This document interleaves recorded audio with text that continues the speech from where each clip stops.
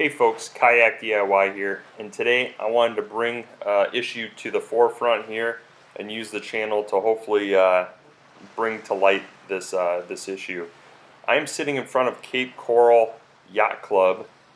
This is a popular area. It's actually not too far from my house, and the river that you see behind me is literally just minutes away from the open Gulf Ocean. And this river runs all the way up to the center of the state, where it gets water from Lake Okeechobee, which is a water reservoir that was created many years back. And I believe it was created in order to dry up some of the Everglades so that they could make farmland for like sugar crops and have residential and commercial areas. And that has led to some devastation. For one, not just humans, but also wildlife.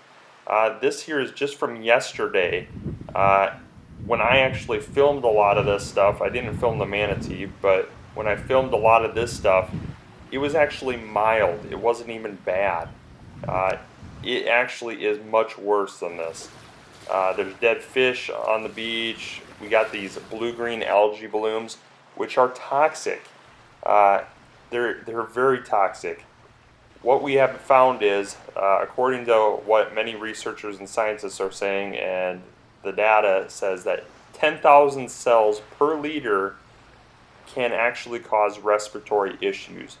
Rick Bartleson, a local water expert in the area, said that our counts in the area were as high as 20 million cells per liter.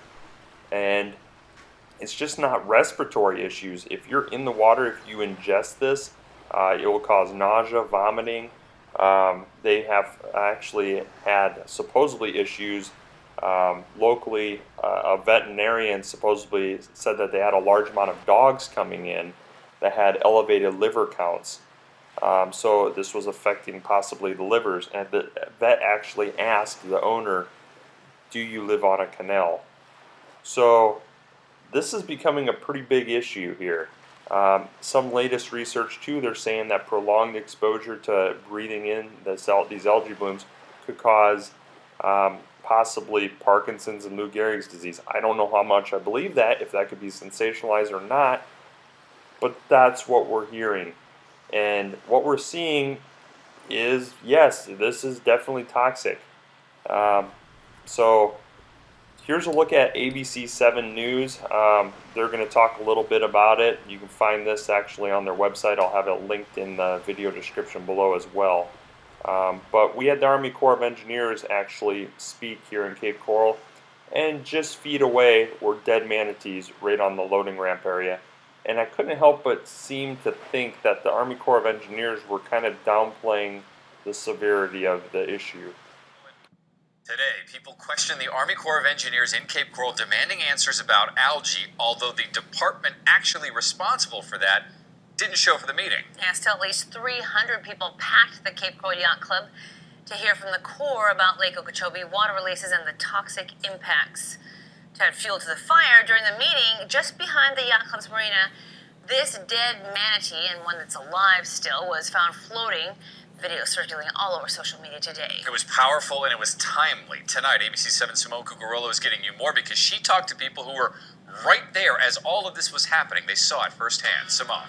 Jeff, Krista, many people were filming and taking pictures, and one guy I talked to even Facebook Lived the entire thing.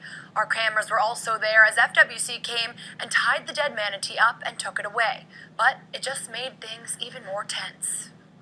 I definitely got emotional. I was crying and angry. I'm very angry. Emotions running high, But it was just a really sad thing to watch. as people like Sarah Fredrickson gathered to helplessly watch this dead manatee. These huge, enormous, beautiful creatures are washing up on our beaches, and this is their world, and we're just ruining it for them. Sarah and her boyfriend Dave were trying to get into the packed U.S. Army Corps of Engineers meeting in the Cape. All in this area was just the 4 other male manatees just, swimming around her. When they saw the dead sea cow and started recording. We moved down here to be in paradise like anyone else. It's Southwest Florida. It's supposed to be beautiful. But this site is anything but beautiful. Watch as FWC crews tie the manatee with rope and take it away for testing. I think that is extremely devastating. I'm disgusted. I am absolutely disgusted and angry. FWC confirmed for us tonight that the manatee is undergoing a necropsy to figure out how and why it died. They're living this 24/7. They're swallowing it when they're eating. It's like they're gonna die. But if you ask people like Dave and Sarah, the proof is in the water. People are just kind of brushing it off as being natural and normal and usual, and this is not normal. Tonight I asked FWC to explain to me exactly why this is happening and how it can be prevented.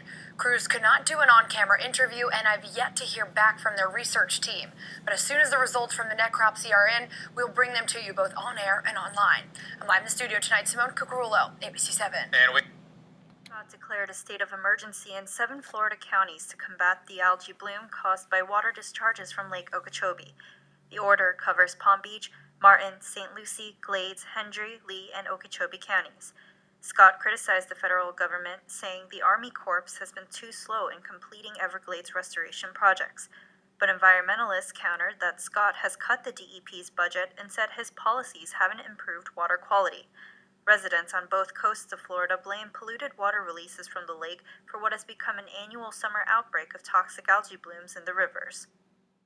So this is Kayak DIY signing out, and hopefully you guys found this video somewhat informative if you didn't know about the situation that we're facing down here. Please share this with other people, share it on social media. Hopefully we get enough of the word out that our politicians have a feeling of accountability and do something about it, because this just can't be happening. Manatees, wildlife, they don't read signs, and this has gone too far.